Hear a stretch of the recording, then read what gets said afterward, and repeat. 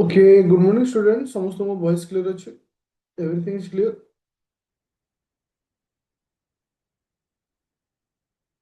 ଆଚ୍ଛା, thank you. ତ ଆଜି ଆମେ ନଭେମ୍ବର ମାସ ଯୋଉ କରେଣ୍ଟ ଆଫେୟାର କଣ୍ଟିନ୍ୟୁ କରୁଥିଲେ, ଆମେ ପର୍ଟିକୁଲାର ଷ୍ଟେଟ୍ ନ୍ୟୁଜ୍ ସରା ଯାଇଛି, ଇମ୍ପୋର୍ଟାଣ୍ଟ ଡେଟ୍ସ ଥିଲା। ଆଜି ଆମେ ଡିସ୍କସନ୍ କରିବା ଆୱାର୍ଡସ୍, ଯୋଉଟା କି ସବୁଠାରୁ ଇମ୍ପୋର୍ଟାଣ୍ଟ ପଏଣ୍ଟ ରହିଛି, ଯୋଉଟା କି ବିଗତ 2 ବର୍ଷ ହେଲାଣି ଓପିଏସସି ରେ ଆୱାର୍ଡକୁ ନେଇକି କ୍ୱେଶ୍ଚିନ୍ ବାର ବାର ପଚାରୁଛି, ଦୁଇଟା ତିନିଟା ବି କ୍ୱେଶ୍ଚିନ୍ ଦେଇ ଦଉଛି। ତା ସହିତ ଓ ଡବଲ ଏସଏସସି ସିଜିଏଲ ହଉ କିମ୍ବା ଓ ଟ୍ରିପଲ ଏସଏସସି ର କୌଣସି ବି ଏକ୍ସାମରେ ଆୱାର୍ଡଟା ଇମ୍ପୋର୍ଟାନ୍ସ ରହୁଛି। ଓକେ, ସମସ୍ତେ ରେଡି ଅଛ? ଆଚ୍ଛା, ସକାଳୁ ସକାଳୁ ଶୋଇକିରି ପାଠ ପଢୁଛ ନା ଉଠି ଯାଇଲାଣି? କେବେ କେତେବେଳେ ବି ଶୋଇକିରି ପଢିବନି, କେତେବେଳେ ବି କ୍ଲାସ କରୁଛ କେହି କେହି ଶୋଇକିରି ପଢିବନି। Okay, thank you. ଚାଲେ,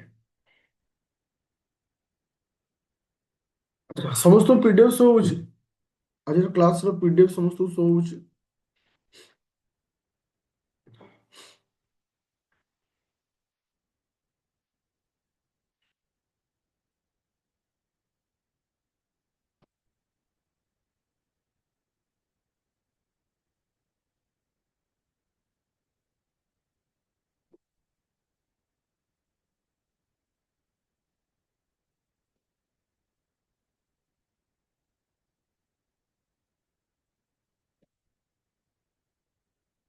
ଓକେ, ଥ୍ୟାଙ୍କ ୟୁ। ଚାଲେ, ତ ଫାର୍ଷ୍ଟ ପଏଣ୍ଟ ଆମେ ଡିସ୍କସନ୍ କରିବା ନଭେମ୍ବର ମାସର ସମସ୍ତ ଆୱାର୍ଡସ୍, ଯୋଉଟାକି ବହୁତ ଇମ୍ପୋର୍ଟାଣ୍ଟ ରହୁଛି ଏକ୍ସାମ୍ ପଏଣ୍ଟ ଅଫ୍ ଭ୍ୟୁରେ। ତ ପ୍ରଥମ ଆୱାର୍ଡ ଆମେ ଡିସ୍କସନ୍ କରିବା କାହା ଉପରେ ନା, 2025 ମସିହାରେ ଦିଆଯାଇଥିବା ବୁକର ପ୍ରାଇଜ୍। ମନେ ରଖିବ, ଏଇଟା ହଉଛି ବୁକର ପ୍ରାଇଜ୍, ଯୋଉଟାକି ତୁମମାନଙ୍କର କୋଉ ମସିହାର ନା 2024ର ବୁକର ପ୍ରାଇଜ୍। ମୋର କ୍ୱେଶ୍ଚିନ୍ ହଉଛି ସମସ୍ତଙ୍କୁ ଯେ ଏ ବର୍ଷର ବୁକର ପ୍ରାଇଜ୍ କାହାକୁ ଦିଆଯାଇଛି? ଏ ବର୍ଷର ବୁକର ପ୍ରାଇଜ୍ କାହାକୁ ଦିଆଯାଇଛି? ଏନି ଏନି ଆଇଡିଆ କାହାକୁ ଦେଇଛି?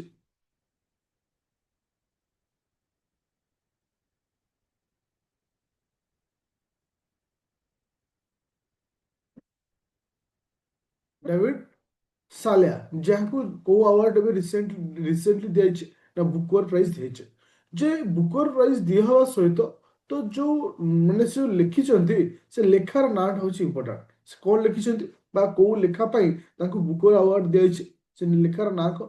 ମନେ ରଖିବ, ଫ୍ଲେସ୍, FLESH। ଓକେ, କଣ ହେଲା ନା ଫ୍ଲେସ୍, FLESH।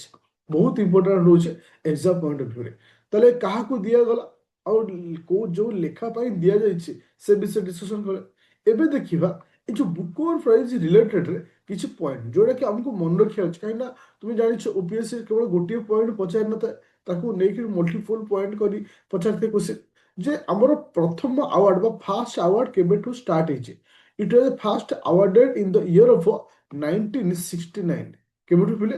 1969ରୁ ଏଟାକୁ ଷ୍ଟାର୍ଟ କରାଯାଇଛି। ଆଜ ଏ ଫାର୍ଷ୍ଟ ଓମେନ୍, ଯିଏକି ପ୍ରଥମ ମହିଳା ହିସାବରେ କିଏ ସେ ଆୱାର୍ଡକୁ ଜିତିଲେ? Rubens, RUBENS। ଓକେ, ଯିଏକି ପ୍ରଥମ ମହିଳା 1970 ମସିହାରେ ଏ ଆୱାର୍ଡକୁ ଜିତିଲେ। ମନେ ରଖ, ଏ ଯୋଉ ଆୱାର୍ଡଟା ଦିଆଯାଏ କୋଉ ଲାଙ୍ଗୁଏଜରେ? କେବଳ ଇଂଲିଶ ଲିଟରେଚରରେ ଯୋଉ ଲେଖୁଛନ୍ତି ସେମାନଙ୍କୁ। କିନ୍ତୁ ଗୋଟେ ଏଥିରେ ପଏଣ୍ଟ ଅଛି ଯେ ସାଧାରଣତଃ ଯେ ଇଂଲିଶରେ ତ ନୋ ଡାଉଟ୍ ଲେଖା ହବ, କିନ୍ତୁ ସେଟା ପବ୍ଲିଶ ହେଇଥିବ କୋଉଠି? ସେଟା ପବ୍ଲିଶ ହେଇଥିବ କୋଉଠି? ମନେ ରଖିବ, written in English and published in UK and Ireland. ଏ ପଏଣ୍ଟ ହଉଛି ଇମ୍ପୋର୍ଟାଣ୍ଟ। କିନ୍ତୁ ଇଂଲିଶରେ ଯିଏ ବି କୌଣସି ବି ବ୍ୟକ୍ତି ହୁଅନ୍ତୁ, କୌଣସି ଦେଶର ଲୋକ ହୁଅନ୍ତୁ, that is not matter. Matter ହଉଛି ଏଠି ଯେ ଇଂଲିଶରେ ଲେଖା ହେଇଥିବ, ପବ୍ଲିଶ ହେଇଥିବ କୋଉଠି? UK ଆଣ୍ଡ ଆୟାରଲାଣ୍ଡରେ ପବ୍ଲିଶ ହେଇଥିବ, ଦେନ୍ ତାଙ୍କୁ ହିଁ ଚୁଜ୍ କରାଯିବ ବୁକର ପ୍ରାଇଜ୍ ହିସାବରେ। ଏଟା ପ୍ରାଇସ୍ ମନି ରହୁଛି, ଏଟା ହଉଛି ୱିନରଙ୍କୁ ରହୁଛି। ଆଉ ରହୁଛି କୋଉମାନଙ୍କର ନା 6ଟା ସର୍ଟ ଲିଷ୍ଟ ଯୋଉଟା ହେଇଥିଲେ, ଯୋଉମାନେ ବାକି ପର୍ସନକୁ ଆଜ ଏ କମ୍ପେନସେସନ ହିସାବରେ କିଛି କ୍ୟାଶ ମନି ମଧ୍ୟ ଦିଆଯାଉ ଅଛି। ତ ଇଏ ଥିଲା ତୁମମାନଙ୍କର କୋଉ ଆୱାର୍ଡ ନା ବୁକର ପ୍ରାଇଜ୍। ତ ବୁକର ପ୍ରାଇଜ୍ ଟା ଆଇ ଥିଙ୍କ 2022 ମସିହାରେ ମେ ବି କ୍ୱେଶ୍ଚିନ୍ ଆସିଥିଲା, ଯୋଉଟା କି ଇମ୍ପୋର୍ଟାଣ୍ଟ ରହୁଛି। ଏବେ କ୍ୱେଶ୍ଚିନ୍ ଆସିଲା India and south Asian winner. ଯେ ଇଣ୍ଡିଆ ଆଉ ସାଉଥ ଏସିଆନ୍ ହୁଅନ୍ତୁ କିମ୍ବା ସେଭେରାଲ ଇଣ୍ଡିଆନ୍ ଆଣ୍ଡ ଇଣ୍ଡିଆନ୍ ଅରିଜିନ୍ ଯୋଉମାନେ ରହୁଛନ୍ତି, ଯୋଉମାନେ କି ବୁକର ପ୍ରାଇଜ୍ ଆୱାର୍ଡ ଜିତିଛନ୍ତି କୋଉ କୋଉ ମସିହାରେ, ଆର ଗୋଟେ ଲିଷ୍ଟ ମୁଁ ତୁମମାନଙ୍କୁ ଦେଇଦେଇଛି, ସେଟାକୁ ମନେ ରଖିବ। ଏବେ क्वेश्चन ଆସିଲା ପିଲେ, what is the basic difference between Booker prize ଆଉ ଇଣ୍ଟରନ୍ୟାସନାଲ ବୁକର ପ୍ରାଇଜ? ବୁକର ପ୍ରାଇଜ ଆଉ ଇଣ୍ଟରନ୍ୟାସନାଲ ପ୍ରାଇଜ ଭିତରେ ତଫାତ କଣ? ମନେ ରଖିଲେ ଯେ ବୁକର ପ୍ରାଇଜଟା ଷ୍ଟାର୍ଟ ହେଇଥିଲା କେବେ? ବୁକର ପ୍ରାଇଜଟା ଷ୍ଟାର୍ଟ ହେଇଥିଲା କେବେ? ନା 1969ରେ ଷ୍ଟାର୍ଟ ହେଇଛି ବୁକର ପ୍ରାଇଜ। ଆଉ ଏଟା ସିଙ୍ଗଲ ୱାର୍କ ଫଙ୍କସନ ଅରିଜିନ ହିସାବରେ ଦିଆଯାଉଛି କେବଳ ଇଂଲିଶ ଲାଙ୍ଗୁଏଜରେ। କିନ୍ତୁ ଇଣ୍ଟରନ୍ୟାସନାଲ ବୁକର ପ୍ରାଇଜ ଟିକେ ଡିଫରେଣ୍ଟ। କାହିଁକି ନା এটা ଷ୍ଟାର୍ଟ ହେଇଥିଲା କେବେ?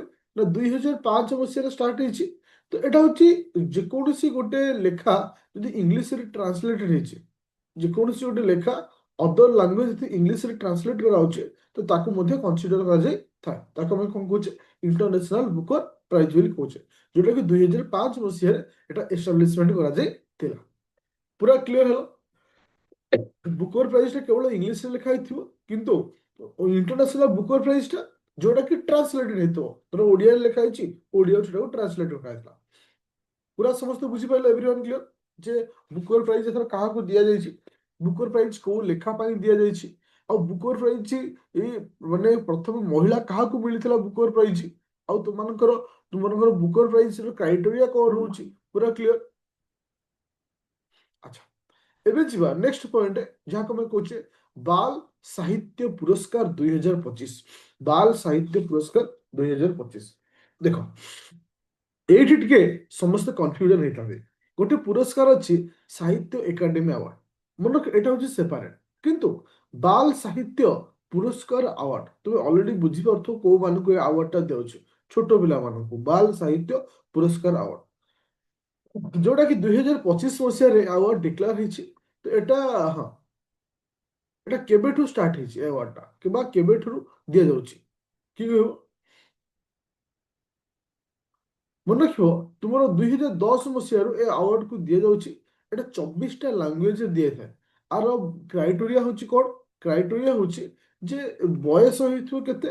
ନା 9 ରୁ 16 ବର୍ଷ ବୟସ। 9 ରୁ 16 ବର୍ଷ ବୟସ ଭିତରେ ଏ ଆୱାର୍ଡକୁ ଦିଆଯାଉଅଛି। ଓକେ, ଯେ ମୋର କହିବା କଥା ଯେ ଏଥିରେ 24ଟା ଲାଙ୍ଗୁଏଜରେ ଦିଆଯାଉଛି। କେତେଟା ଲାଙ୍ଗୁଏଜରେ? 24ଟା ଲାଙ୍ଗୁଏଜରେ ଆୱାର୍ଡ ଦିଆଯାଉଛି ବାଲ ସାହିତ୍ୟ ପୁରସ୍କାର। ଯେ ଓଡ଼ିଆର ୱିନର, ଇଂଲିଶର ୱିନର, ହିନ୍ଦୀର ୱିନର, ଏ ତିନି ଜଣଙ୍କର ୱିନରକୁ ଆମକୁ ମନେ ରଖିବାର ଅଛି। କାହିଁକି ନା ଏକ୍ସାମ୍ରେ କ୍ୱେଶ୍ଚିନ୍ ପଚାରିପାରେ ଯେ ଓଡ଼ିଶାର ବାଲ ସାହିତ୍ୟ ପୁରସ୍କାର କାହାକୁ ଦିଆଯାଇଛି? ମନେ ରଖିବ, ରାଜକିଶୋର। ରାଜକିଶୋର ଆଉ ତାଙ୍କର ଯୋଉ ଲେଖା ଥିଲା କେତେ ଫୁଲ ଫୁଟିଛି। ଓକେ, এটা হচ্ছে কাହାର ଲେଖା? ନା ତୁମମାନଙ୍କର ପୋଏଟ୍ରି ହଉଛି କିସ? ନା ବାଲ ସାହିତ୍ୟ ପୁରସ୍କାର ପୋଏଟ୍ରି। ସେଇଭଳି ନିତିନ, ଯେ କି ତୁମମାନଙ୍କର ଇଂଲିଶର ୱିନର ଆଉ ହିନ୍ଦୀର ୱିନର ହଉଛନ୍ତି କିଏ? ସେ ସୁଶୀଲ ଶୁକ୍ଲା, ଯେ କି ହିନ୍ଦୀର ୱିନର। ତ ତିନି ଜଣଙ୍କର ୱିନରର ନାଁକୁ ମନେ ରଖିବାର ଅଛି ଯେ ଓଡ଼ିଆରେ କିଏ ୱିନର ହେଇଛନ୍ତି, ଇଂଲିଶରେ କିଏ ୱିନର ହେଇଛନ୍ତି, ହିନ୍ଦୀରେ କିଏ ୱିନର ହେଇଛନ୍ତି। ଓକେ, ଚାଲ ମନେ ରଖ। ଏଇଠି ଏଇଠି ମୁଁ ଆଉ ଟିକେ ତମକୁ କହିବାକୁ ଚାହୁଁଛି। ତ ଆମମାନଙ୍କର ଯୋଉ ପୁରସ୍କାର ଦିଆଯାଉଛି ସାହିତ୍ୟ ଏକାଡେମୀ ଆୱାର୍ଡ, ଏ Sahitya academy award inaugurated in the year of 1954। ଇଏ ମଧ୍ୟ ସାହିତ୍ୟର କୁ ବଞ୍ଚେଇ ରଖିବା ପାଇଁ ବା ସାହିତ୍ୟ ଲିଟରେସିକୁ ଆଗକୁ ନେବା ପାଇଁ 24ଟା ଲାଙ୍ଗୁଏଜରେ ମଧ୍ୟ ଏ ଆୱାର୍ଡକୁ ଦିଆଯାଉଛି। ଓକେ, 24ଟା ଲାଙ୍ଗୁଏଜରେ। ଓକେ, ପୁରା କ୍ଲିୟର?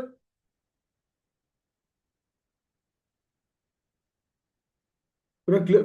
ଯାହାକୁ ଆମେ ଏଇ ଯୋଉ ସାହିତ୍ୟ ଏକାଡେମୀ ଆୱାର୍ଡ ଅଛି, ଯିଏକି second highest literary award after the Jnanpith award, ଯିଏକି ଜ୍ଞାନପୀଠ ଆୱାର୍ଡ ପରେ ପରେ ସେକେଣ୍ଡ ହାଏଷ୍ଟ ଲିଟରେଚର ଆୱାର୍ଡ ବୋଲି କୁହାଯାଉଅଛି। ଓକେ, ଆଚ୍ଛା, ତ ଏଇଠି ଯୋଉ କୁହାଯାଏ ଯେ 24ଟା ଲାଙ୍ଗୁଏଜରେ ମାନେ ଏ ଆୱାର୍ଡଟା ଦିଆଯାଇଥାଏ। ମନେ ରଖ, 24ଟା ଲାଙ୍ଗୁଏଜରୁ 12ଟା ଆମ ସମ୍ବିଧାନରେ ଯୋଉ ଅଛି, ତୁମର ଯୋଉ 22ଟା ଯୋଉ ଲାଙ୍ଗୁଏଜ ଅଛି ଆମ ସିଡ୍ୟୁଲରେ, ତା ସହିତ ଆମେ କାହାକୁ ଆଡ କରିଥାଉ? ନା ଇଂଲିଶ, ଆଉ କିଏ ସେ? ରାଜସ୍ଥାନ ବା ରାଜସ୍ଥାନୀ ଲାଙ୍ଗୁଏଜ, ୟାକୁ ଆଡ କରାଯାଇଥାଏ। ବୁଝା ପଇଲା? 22ଟା ସିଡ୍ୟୁଲରେ ଥିବା ଲାଙ୍ଗୁଏଜ ତା ସହିତ ଇଂଲିଶ ଆଣ୍ଡ ରାଜସ୍ଥାନ ଲାଙ୍ଗୁଏଜକୁ ଆଡ କରାଯାଇଥାଏ। ପୁରା କ୍ଲିୟର ହେଲା ସମସ୍ତେ ଯେ ବାଲ ସାହିତ୍ୟ ପୁରସ୍କାର କହିଲେ କଣକୁ ବୁଝିବା, ଆଉ ସାହିତ୍ୟ ଏକାଡେମୀ ଆୱାର୍ଡ କହିଲେ କାହାକୁ ବୁଝିବା, ଆଉ ବାଲ ସାହିତ୍ୟ ପୁରସ୍କାର ଆୱାର୍ଡ ଏଥର କାହାକୁ ଦିଆଯାଇଛି? ଓକେ, ପୁରା କ୍ଲିୟର? ଚାଲ ଏବେ ଯିବା ତୃତୀୟ ପଏଣ୍ଟକୁ ବା ଥାର୍ଡ ପଏଣ୍ଟକୁ ଯିବା। ଥାର୍ଡ ପଏଣ୍ଟ ହେଉଛି sixth national water award, sixth national water award. ଆଚ୍ଛା ଆଚ୍ଛା, ପର୍ଟିକୁଲାର ମନୋଜ ଚନ୍ଦ୍ର କୁ ମଧ୍ୟ ଏ ଆୱାର୍ଡରେ ଆୱାର୍ଡ ଦିଆଯାଇଛି। କିନ୍ତୁ ଏ ଯୋଉ ଆୱାର୍ଡର ବହୁତ ସାରା କାଟାଗୋରୀ ଅଛି। ଏ ଆୱାର୍ଡର ଆମ ନାଁ ଖାଲି ମନେ ରଖିବ, ଫାଷ୍ଟ ପର୍ସନ ହିସାବରେ ତାଙ୍କୁ ଏ ଦିଆଯାଇଛି, first person. Okay,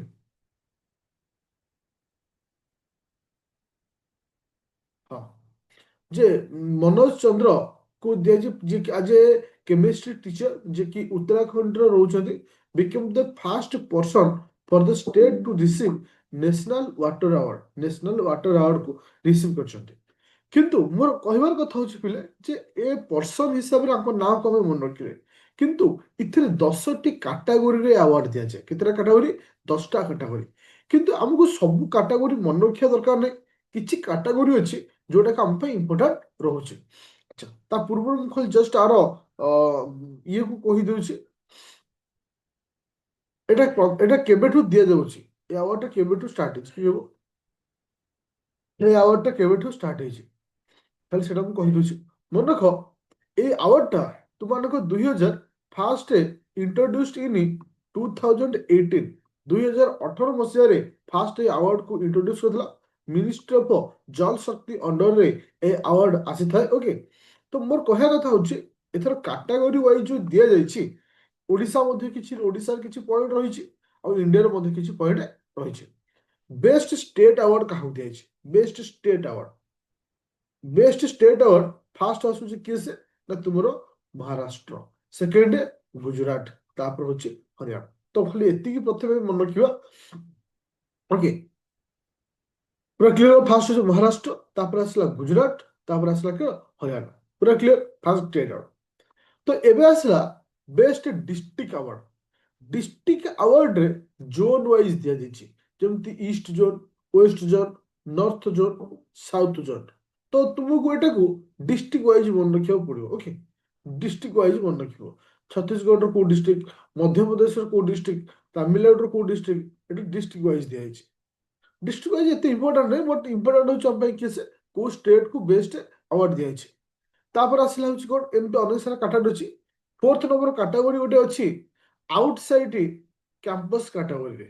Odisha ଏଥିକୁ add କରାଯାଇଛି, ଯୋଉଟା କି ତୁମର ପର୍ଟିକୁଲାର ବ୍ରହ୍ମପୁର ସିଟି ଭିତରେ ରହିଛି। କି ସେ, ନା ବ୍ରହ୍ମପୁର ସର୍କଲକୁ ଏଟାକୁ ରଖାଯାଇଛି, ଯୋଉଟା କି ଆୱାର୍ଡ ଅଣ୍ଡରରେ। ଆଉ ଗୋଟେ ଆୱାର୍ଡ ଅଛି କ'ଣ, ନା ତୁମମାନଙ୍କର best village panchayat, best village panchayat.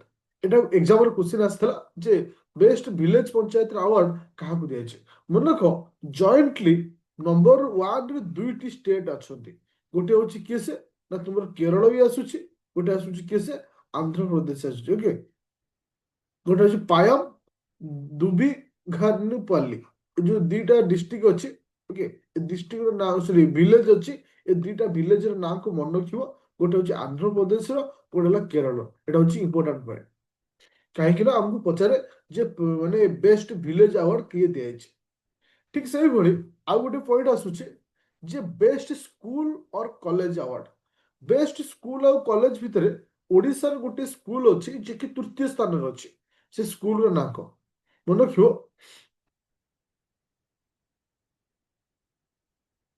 Government nodal high school, ଯୋଉଟା କି କୋଉଠି ଅଛି, ନା କୋରାପୁଟର। ଓକେ, କୋରାପୁଟର କିଏ ଅଛି,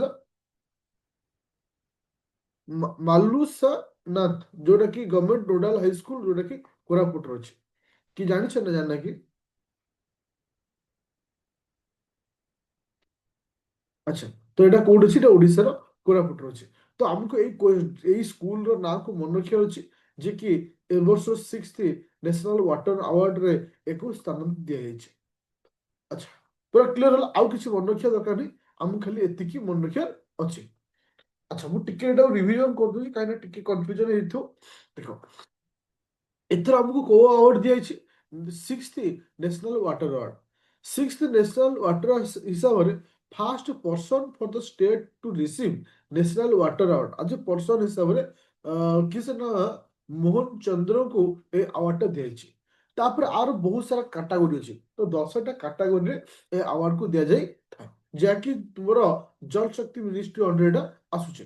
ସେଇଭଳି ବେଷ୍ଟ ଭିଲେଜ, ସରି ବେଷ୍ଟ ଷ୍ଟେଟ୍ କିଏ, ବେଷ୍ଟ ଡିଷ୍ଟ୍ରିକ୍ଟ କିଏ ସେ, ଆଉ ବେଷ୍ଟ ଭିଲେଜ ପଞ୍ଚାୟତ କିଏ ସେ, ତାପରେ ଆସିଲା ବେଷ୍ଟ ସ୍କୁଲ କିଏ। ଓଡିଶାରେ ଯୋଉମାନେ ସବୁ ଅଛନ୍ତି ଏଟାକୁ ଖାଲି ମନେ ରଖିବ, ଯୋଉଟା କି ଏକ୍ସାମ ପଏଣ୍ଟ ଅଫ ଭ୍ୟୁରେ ଏଟାକୁ କ୍ୱେଶ୍ଚିନ୍ ଆସିପାରେ। ଆଚ୍ଛା, ଏବେ ଯିବା ଫୋର୍ଥ ନମ୍ବର ପଏଣ୍ଟ। ମନେ ରଖ ଫୋର୍ଥ ନମ୍ବର ପଏଣ୍ଟ ହଉଛି ଗୋଟେ ଇମ୍ପୋର୍ଟାଣ୍ଟ ପଏଣ୍ଟ, ଅଛି ନ୍ୟାସନାଲ ଗୋପାଳ ରତ୍ନ ଆୱାର୍ଡ 2025। ଇଏ ଗୋଟେ ନୂଆ ଇନିସିଏଟିଭ ନିଆଯାଇଛି, ଗୋପାଳ ରତ୍ନ ଆୱାର୍ଡ। କିଏ କହିବ ଏଇ ଆୱାର୍ଡଟା କାହା ସହିତ ରିଲେଟେଡ?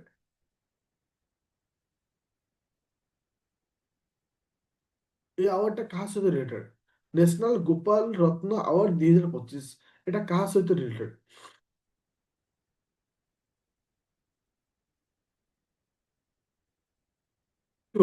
ଆମର ଡାଇରୀ ଫାର୍ମ ବା ଏଗ୍ରିକଲଚର କହିପାରିବନି, ଏଟା ହଉଛି ଆକ୍ଚୁଆଲି କ୍ଷୀର ଉତ୍ପାଦନକୁ ପ୍ରୋତ୍ସାହନ କରିବା ପାଇଁ ବା ଆଗକୁ ନେବା ପାଇଁ, ଓକେ, ୟାକୁ ରଖାଯାଇଛି।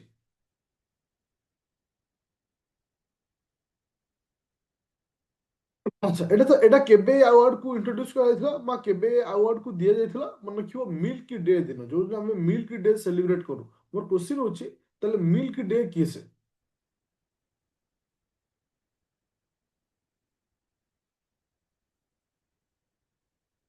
ମିଲ୍କ ଡେ କେବେ? ମିଲ୍କ ଡେ କେବେ?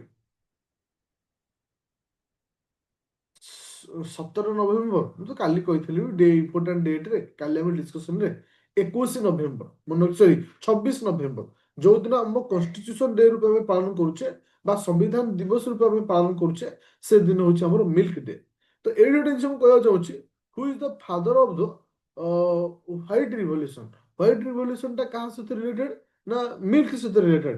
ହୁ is the father of white revolution? White revolution father କାହାକୁ କହିଥାଉ? Thank you. KURIEN। ओके, हर्गेस, ओके, थैंक यू। तो एबे आसिला, हाँ, तो एठी आउ गोटे पॉइंट भी कहि दउची, सबटु वर्ल्ड रा हाईएस्ट मिल्क प्रोडक्शन कंट्री केसे? वर्ल्ड रा हाईएस्ट मिल्क प्रोडक्शन कंट्री केसे? से होची इंडिया। तो ए अवार्ड टाକୁ ମନେ ରଖିବ।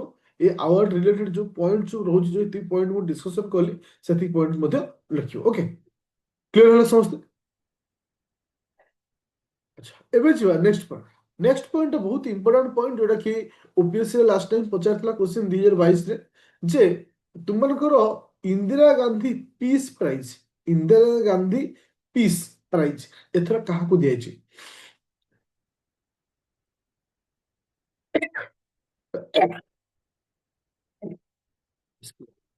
ଆଚ୍ଛା, ମତେ କୁହ, ଇନ୍ଦିରା ଗାନ୍ଧୀ ପିସ୍ ପ୍ରାଇଜ କାହାକୁ ଦିଆଯାଇଛି ଏଥର?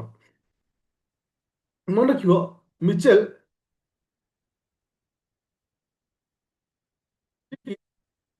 ଚିଲିର ପ୍ରେସିଡେଣ୍ଟ କିଏ ସେ? ନା ମିଚେଲ।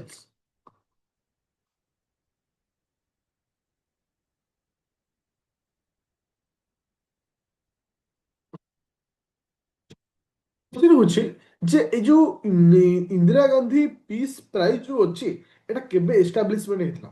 ମନେ ରଖିବ 1986ରେ, 1986ରେ, ଓକେ।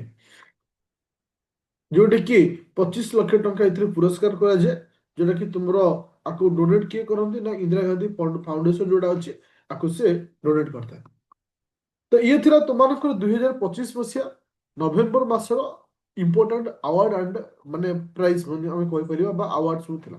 ଟିକେ ଆମେ ଓଭରାଲି ଡିସ୍କସନ କରିବା, ସମସ୍ତେ ଟିକେ ସ୍ପିଡରେ ପାର୍ଟିସିପେଟ କରିବ, ସୋ ଦ୍ୟାଟ ଏଟା କ୍ଲିୟର ହେଇଯିବ ଗୋଟେ କ୍ଲାସ। ଯେ ମତେ କହ, who is the Booker prize winner 2025? 2025 ର ବୁକର ପ୍ରାଇଜ ର ୱିନର କିଏ ସେ? Who is the winner of? David, okay, David, thank you. It was Booker prize ଟା କେବେ ଷ୍ଟାର୍ଟ ହେଇଥିଲା, କେବେ ଏଷ୍ଟାବ୍ଲିଶମେଣ୍ଟ ହେଇଥିଲା? 1916। First woman to win this prize, ପ୍ରଥମ ମହିଳା କିଏ କିଏ ବୁକର ପ୍ରାଇଜ ୱିନର ଥିଲେ? Rubens, thank you. ଆଚ୍ଛା, ଆଚ୍ଛା, ବାଲ ସାହିତ୍ୟ ପୁରସ୍କାର, ବାଲ ସାହିତ୍ୟ ପୁରସ୍କାରଟା ଓଡିଶାରୁ ଏଥର କିଏ ପାଇଛନ୍ତି? ବାଲ ସାହିତ୍ୟ ପୁରସ୍କାର ଓଡିଶାରୁ କିଏ ସେ? Raj Kishore, thank you. ଆଚ୍ଛା, 6th ନ୍ୟାସନାଲ ୱାଟର ଆୱାର୍ଡରେ first person of the state to receive this award first person হিসেবে কাউ দিয়েছে চন্দ্র থ্যাংক ইউ আচ্ছা ଏବେ কোশ্চেন ଆସିଲା ଯେ ବେଷ୍ଟ ଷ୍ଟେଟ୍ ଆୱାର୍ଡ କିଏ ପାଇଛି number 1 best state number 1 Rajasthan କଣ ନମ୍ବର 1 ମହାରାଷ୍ଟ୍ର ନା ମହାରାଷ୍ଟ୍ର ହଉଛି ନମ୍ବର 1 ଆଚ୍ଛା ମତେ କୁହ ବେଷ୍ଟ ଡିଷ୍ଟ୍ରିକ୍ଟ ଇଷ୍ଟର୍ଣ୍ଣ ଜୋନ୍ର ବେଷ୍ଟ ଡିଷ୍ଟ୍ରିକ୍ଟ କିଏ ସେ ଛତିଶଗଡ଼ରେ କିଏ ଛତିଶଗଡ଼ ତ ଷ୍ଟେଟ୍ ହଉଛି ଷ୍ଟେଟ୍ ଡିଷ୍ଟ୍ରିକ୍ଟ ନା ହଁ ଠିକ ଅଛି ଆଚ୍ଛା ଏବେ ଯିବା ନେକ୍ସଟ ପଏଣ୍ଟ ଯେ ତୁମମାନଙ୍କର ବେଷ୍ଟ ଭିଲେଜ ପଞ୍ଚାୟତ କିଏ ସେ ବେଷ୍ଟ ଭିଲେଜ ପଞ୍ଚାୟତ ଏଠି ଦି ଜଣ ନାଁକୁ ମନେ ରଖିବ ଆନ୍ଧ୍ରପ୍ରଦେଶର ଗୋଟେ ଭିଲେଜ ଅଛି କେରଳର ମଧ୍ୟ ଗୋଟେ ଭିଲେଜ ଅଛି ଏଠି ଷ୍ଟେଟ୍ ହେଇଯାଉଛି ଭିଲେଜର ନାଁକୁ ମନେ ରଖିବ ଓକେ ଆଚ୍ଛା ଓଡ଼ିଶାର କେଉଁ ସ୍କୁଲ ଯେ କି ବେଷ୍ଟ ସ୍କୁଲ ଆୱାର୍ଡ ଅଣ୍ଡର ଅଛି ଥାର୍ଡ ପୋଜିସନ ବେଷ୍ଟ ସ୍କୁଲ যেটা কি কোরাপুটর ଅଛି থ্যাংক ইউ আচ্ছা নেক্সট কোশ্চেন ଆସିଲା যে who is the Indira Gandhi peace prize award Indira Gandhi peace prize award কাହାକୁ ଦିଆଯାଇଛି ଯେ କି କୋଉ ଦେଶର ପ୍ରେସିଡେଣ୍ଟ ଚିଲି থ্যাংক ইউ আচ্ছা ମିଲ୍କ ଡେ କେବେ ପିଲେ ମିଲ୍କ ଡେ କେବେ 26 ନଭେମ୍ବର ଆଚ୍ଛା ସମସ୍ତଙ୍କୁ ଆଜିର କ୍ଲାସକୁ ବୁଝା ପଇଲା ଆଉ ବାସ୍ ଗୋଟେ ମିନିଟ୍ ୱେଟ୍ କରିବ ତାପରେ ସମସ୍ତେ ଲେଫ୍ଟ ହବ ଖାଲି ଗୋଟେ କ୍ୱେଶ୍ଚିନ୍ ଆସିଲା ଆଜିର କ୍ଲାସ୍ ସମସ୍ତେ ବୁଝା ପଡୁଛି ଏ ମର୍ଣ୍ଣିଂ 6 o'clockରେ କ୍ଲାସ୍ କିଛି ପ୍ରୋବ୍ଲେମ୍ ଅଛି କି କାହାକୁ ସମସ୍ତଙ୍କୁ ଟାଇମ୍ ମ୍ୟାନେଜ କରିହବ ଟିକେ କଷ୍ଟ ଖାଲି ଉଠିବା ପାଇଁ ଏତିକି ଖାଲି କଷ୍ଟ ଆଉ ନା କଣ ଅଛି ତ ଏଇ ଟାଇମ୍ଟା ଆମେ ସବୁବେଳେ ରଖିବା କିଛି କାହାକୁ ପ୍ରୋବ୍ଲେମ୍ ନାହିଁ ଏବେ ଏଇ ଟାଇମ୍ ରହିଲେ କଣ ନା ନା ଉଠିବାକୁ ବି ଉଠିଆ ହେଇଯିବ ତା ସହିତ ସବୁ ଜିନିଷ ଠିକରେ ଚାଲିବ ଓକେ ତ thank you student are recording of PDF ଟା ମୁଁ ଯୋଉଟା ସିଜିଏଲ ବ୍ୟାଚ୍ ଆଉ ତୁମମାନଙ୍କର ଓଏସ୍ ବ୍ୟାଚ୍ ରେ ଅପଲୋଡ୍ କରିଦେବି